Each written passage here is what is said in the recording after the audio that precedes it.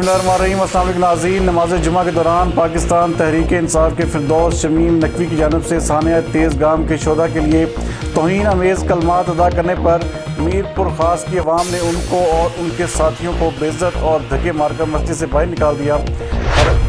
ہمارے نمائندے جاوید ابراہیم منگی کے مطابق پی ٹی آئی رہنما شمیم نقوی کا کہنا تھا کہ تبلیغی جماعت والوں کے جاہلانہ عمل کی وجہ سے یہ حادثہ رونما ہوا، جس پر نمازی مشتعل ہو گئے۔ شمیم نقوی کو گھیرے میں لے لیا، بڑی مشکل سے شمیم نقوی کو مسجد سے باہر نکال کر روانہ کیا گیا۔ پاکستان تحریک انصاف سندھ کے ایم پی اے اور opposition leader Sindh assembly Firdous Shamim Naqvi نے میر پور خاص میں ٹرین حادثہ کے واقعہ پر دورہ کے دوران مسجد میں جمعہ کی نماز کے دوران دیے گئے بیان پر وضاحت بھی جاری کی ہے۔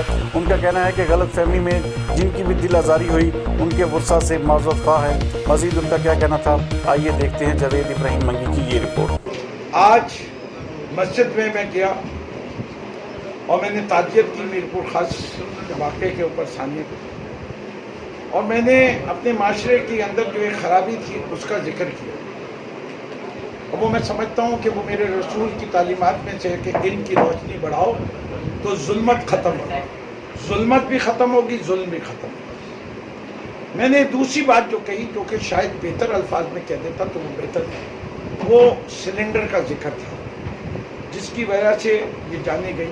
مجھے میرے خیال سے اس پہ اختلاف کرنا چاہیے تھا، اور میں اس سلسلے میں جن لوگوں کی نظاری ہوئی اس کا میں معافی کا خواستگار ہوں۔